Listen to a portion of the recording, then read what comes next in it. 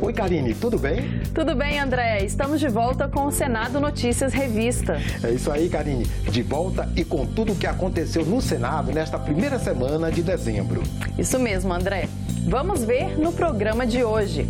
Votação das mudanças nos direitos de exploração do pré-sal ainda não tem consenso. Comissão de Direitos Humanos quer debater a escalada de mortes violentas de jovens negros. E as saídas temporárias de presos em datas comemorativas, o saidão, pode ter regras mais rigorosas. O Senado Notícias Revista começa agora.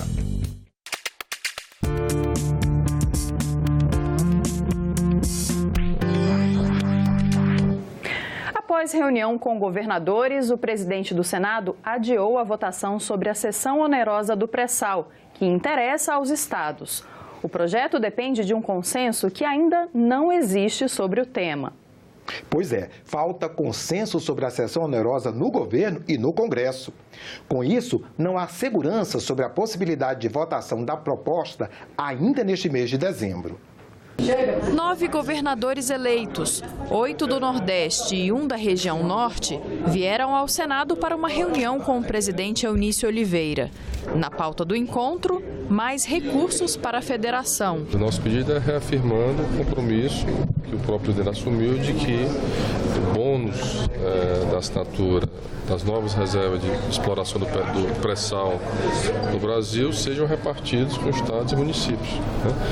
Isso significa que respeitar o princípio federativo, e o que na verdade nós estamos querendo é apenas 20%, de 10 para os estados e 10 para os municípios brasileiros. O Fórum dos Governadores do Nordeste renovou ao senador Eunício todo o nosso apelo para que seja aprovado projeto de lei 78, que trata da questão da cessão onerosa, ou seja, que na verdade trata de garantir aos estados e municípios que eles possam partilhar das receitas oriundas dessas novas reservas de exploração do pré-sal. Há pelo menos 3 semanas, quando aconteceu o Fórum dos Governadores eleitos, Eunício tem conversado com as equipes do atual e do próximo governo federal sobre a garantia para os estados e municípios de parte dos recursos que a União receberá com a exploração do pré-sal na Bacia de Santos. A proposta da cessão onerosa estava na pauta, mas não chegou a ser discutida em plenário. De acordo com o líder do governo no Senado, o impasse tem a ver com a preocupação em obedecer à regra do teto de gastos. O ideal é que se vote esse ano. Até porque já há um compromisso com os estados e municípios e eles estão aguardando isso. O maior entrave é a operacionalidade do pagamento por conta do teto do gasto. Essa é a grande dificuldade. E o presidente do Senado falou no final da semana do projeto de cessão onerosa. A proposta conta com o apoio de Eunício.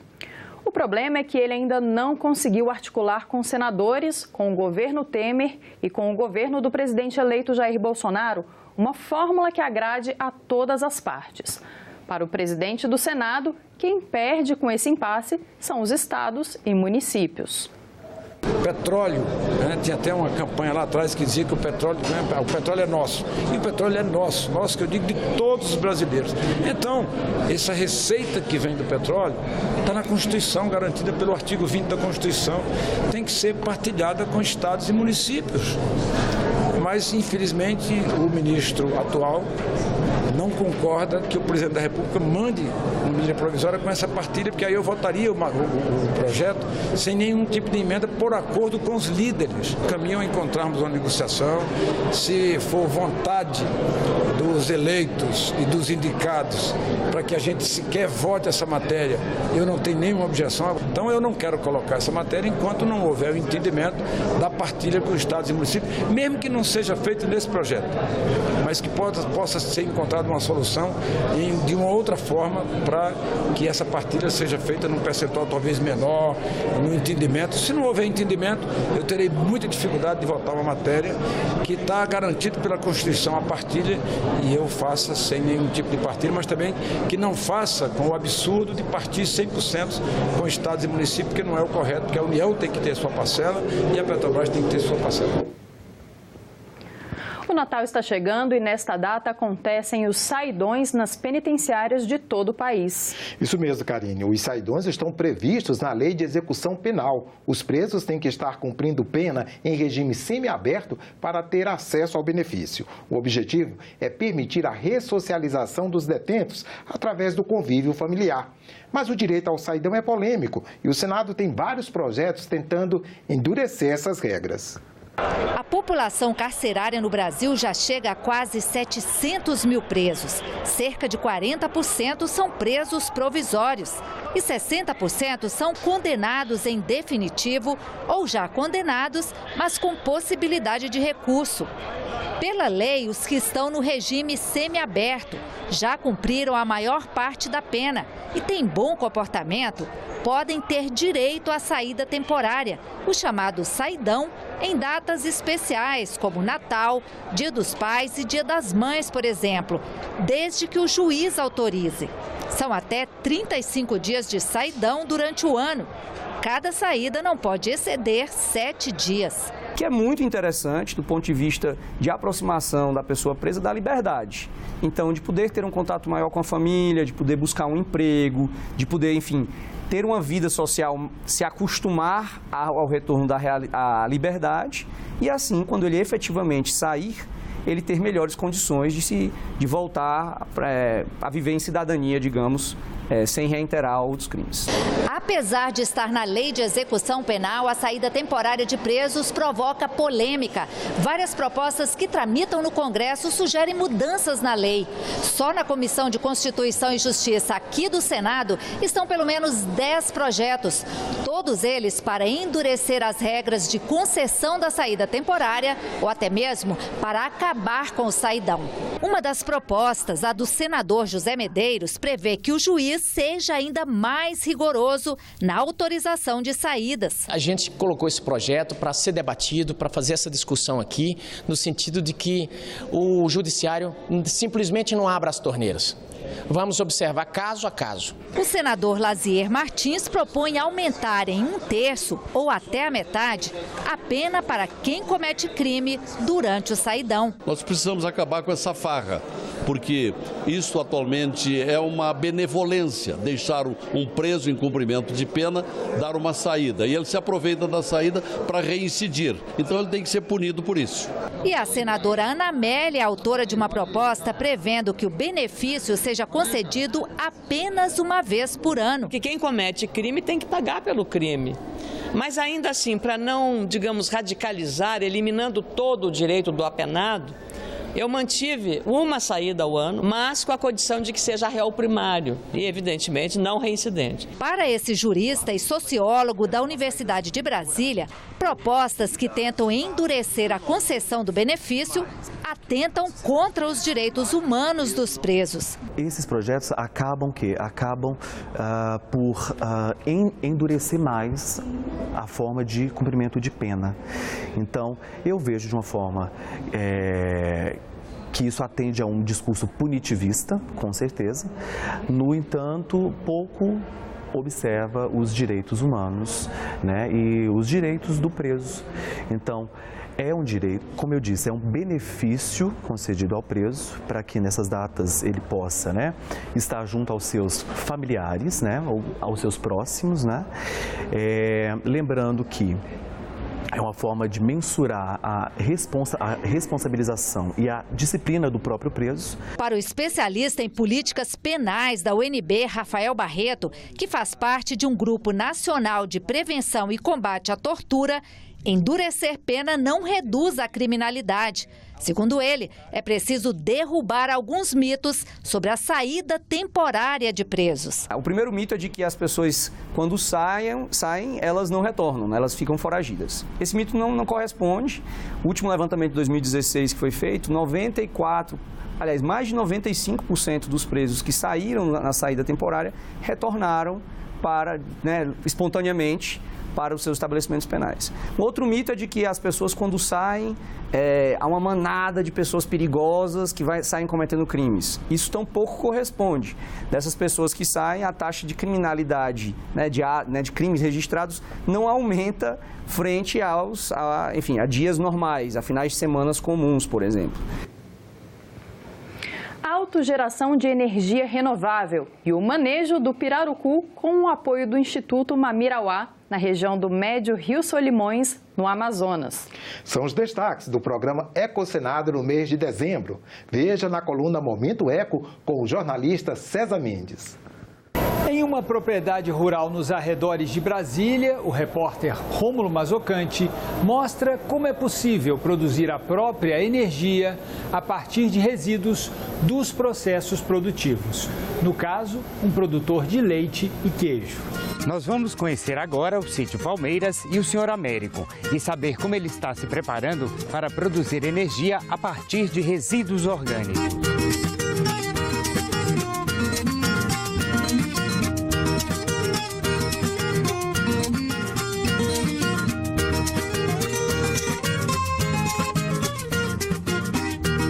O esterco que é gerado na praça de alimentação, primeiramente é trazido para este tanque. Isso. Onde ocorre uma lavagem desse esterco com a sedimentação das partes sólidas.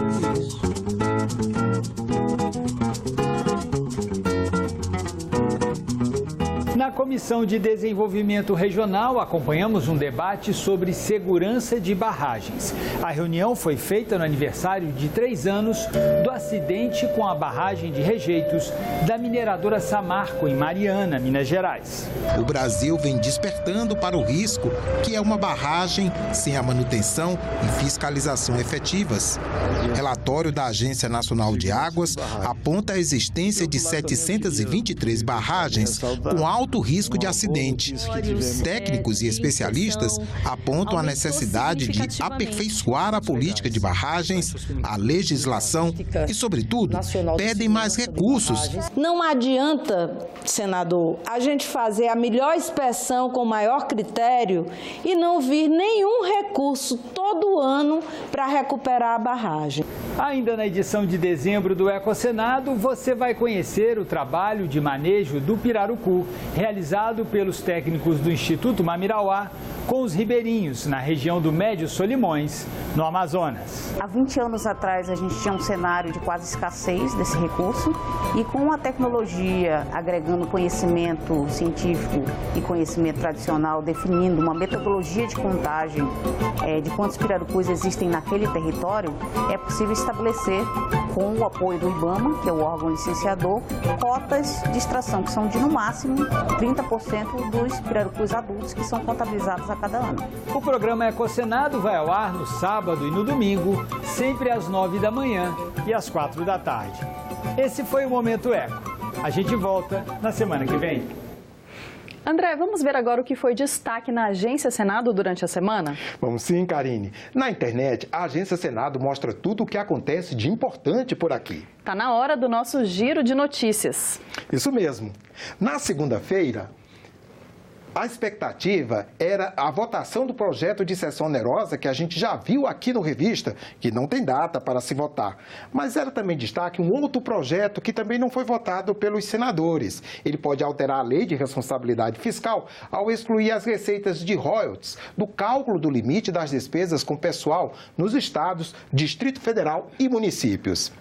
Na terça-feira, o destaque veio da Comissão de Agricultura e Reforma Agrária. Os senadores aprovaram um projeto que suspende a incidência da COFINS e das contribuições para o PIS e o PASEP sobre as vendas de milho em grãos e derivados. O projeto segue para a decisão terminativa da Comissão de Assuntos Econômicos. Esse benefício tributário já é válido para a cultura de soja.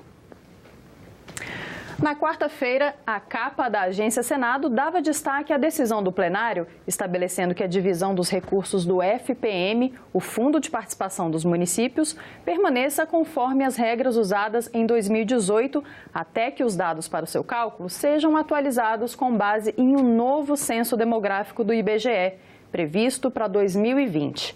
A distribuição desses recursos é feita de acordo com a população de municípios e estados. Já na quinta-feira, outra decisão do plenário era a capa da Agência Senado. A proposta, que depende agora de sanção do presidente da República, assegura aos advogados o exame e a obtenção de cópias de atos e documentos, de processos e de procedimentos eletrônicos. Uma notícia triste agora, Karine. 30 mil jovens são mortos por ano no Brasil e 77% das vítimas são negros. Pois é, André, dados que preocupam a sociedade que quer soluções para esse drama. Milhares de pessoas assinaram o manifesto Jovem Negro Vivo da Anistia Internacional e levaram a Comissão de Direitos Humanos do Senado a propor um debate sobre essa dura realidade brasileira.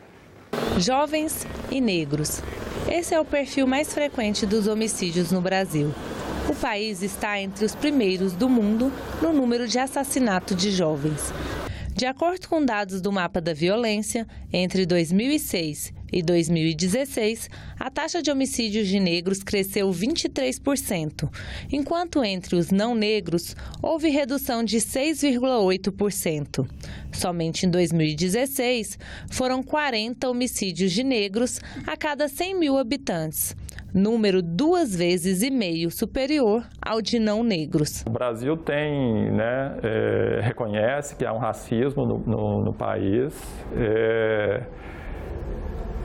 Essa desigualdade de homicídio de jovens negros, em relação aos não negros, isso tem aparecido e chama muita atenção, essa desigualdade racial. É uma clara demonstração de desigualdade racial. Não é à toa que determinadas organizações, movimentos negros, trabalham inclusive com conceitos como extermínio da juventude negra, como genocídio da população negra, questionando bastante essa sobremortalidade dos negros no Brasil. Para mobilizar a sociedade diante da violência contra esses jovens, a ONG Anistia Internacional lançou em 2014 a campanha Jovem Negro Vivo.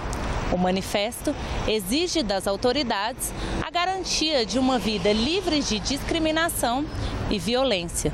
3 anos depois, o documento reúne mais de 63 mil assinaturas e foi entregue à Comissão de Direitos Humanos e Legislação Participativa do Senado. A Anistia mandou esse manifesto para cá pedindo providência. Que providência podia fazer? Em primeiro lugar, fazer a discussão, fazer o debate, porque a comissão... nenhum projeto de lei cabe agora, porque já existe o projeto de lei que foi resultado da CPI, o projeto 240/2016. Então, ele já existe a partir da CPI, agora é fazer o projeto andar. Então, para instruir esse projeto de lei, e também para abrir o debate, nós fizemos o mês da consciência negra agora em novembro, e vem o aniversário da Declaração dos Direitos Humanos no dia 10. Então, a gente propôs esse debate numa audiência pública. Para Helder, a desigualdade social e o racismo estão relacionados aos homicídios dos negros em grande parte dos casos.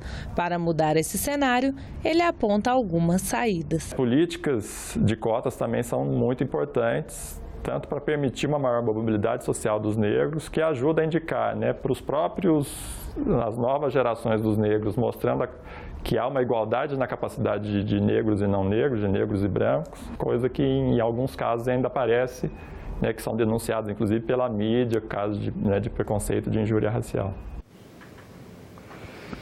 O extermínio da juventude negra já foi tema de comissões de inquérito no Senado e na Câmara nesses últimos anos. Da CPI do Senado, surgiu o PLS 240 de 2016, que trata do Plano Nacional de Enfrentamento ao Homicídio de Jovens, com diretrizes e competências para a União, estados e municípios. Isso mesmo, Karine. No âmbito federal, o Mecanismo Nacional de Prevenção e Combate à Tortura tem vistoriado instituições prisionais e de recolhimento de menores de 18 anos, identificado e denunciado irregularidades. Eu conversei sobre o racismo e a violência que afetam a juventude negra com Deise Benedito, do Mecanismo de Combate à Tortura, que é ligado ao Ministério dos Direitos Humanos. Acompanhe. Deise Benedito, que números são esses tão graves relacionados ao homicídio de jovens e, sobretudo, de jovens negros? Olha, é uma das coisas que tem acontecido, né, há anos aqui no Brasil. Não é de hoje, né? A partir de 1998 começou a ser computado o mapa da violência no Brasil. E essa tendência desses homicídios só vem crescendo. Então, 63 mil jovens mortos no ano passado, dessa maioria, 77% eram negros, na faixa dos 17 aos 24 anos. Então, é uma coisa assustadora. Se mata mais jovens negros no Brasil do que uma guerra na Síria. A cada 23 minutos, um jovem negro está sendo abatido no nosso território. É a sociedade sendo roubada da sua juventude, é a economia perdendo também. Não, sim, porque tem dois fatores. Um dos fatores que nem nesse ano, que é os 130 anos da abolição, 70 anos da Declaração Universal de Direitos Humanos, né? 40 anos do Movimento Negro Unificado, o que você tem? E esse desarranjo que foi feito pós-abolição. Então, você teve mais de 300 anos de escravidão no Brasil, você faz uma abolição sem prover casa, moradia, educação, nada para essa população negra que sai, né, das fazendas e migra para as cidades. Nas cidades tem todo aquele processo de reurbanização. E, ao mesmo tempo, você tem, em 1890, a reforma do Código Penal que atribui a vadiagem, a capoeiragem como crimes, né? Curandeirismo como crimes. Então, você teve as primeiras políticas para a população negra no viés punitivista, não de inserção social, mas sim de punição. E aí sempre os mais atingidos foram os jovens. Então, quando se fala de extermínio, genocídio da população negra no Brasil, principalmente a juventude, eu me refiro que os primeiros jovens que foram violentados nesse país foram os jovens indígenas. A juventude indígena foi a primeira exterminada nesse país pelos colonizadores. Depois vem esse processo de 300 anos em que eram jovens, também nessa faixa etária, que eram escravizados. E esses jovens hoje, pós-abolição, são tecnicamente exterminados, porque você tem uma política que ela não mata imediatamente, ela mata aos poucos. Então você tem uma morte lenta, gradual e segura. Qual é? Você tem morando em condições péssimas, né? Você não tem uma urbanização que permita que as famílias negras morem com dignidade, né? Você não tem um planejamento estratégico para essa juventude, você não tem acesso a bens de consumo do Estado, quer dizer, você não tem uma escola de qualidade, você não tem professores bem remunerados, você não tem uma política de desenvolvimento para esses segmentos da população.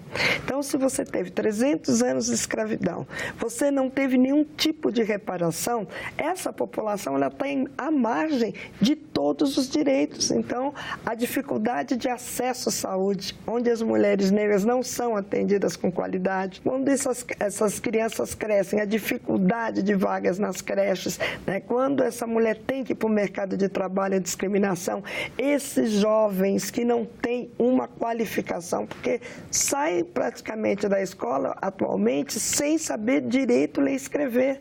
Então, aonde esses jovens vão ser absorvidos? Agora, Deise, essas mortes, esses homicídios, eles acontecem em que situações? É violência policial? É tráfico? Como é que é? Olha, você tem dois viés. Primeiro viés é a violência policial.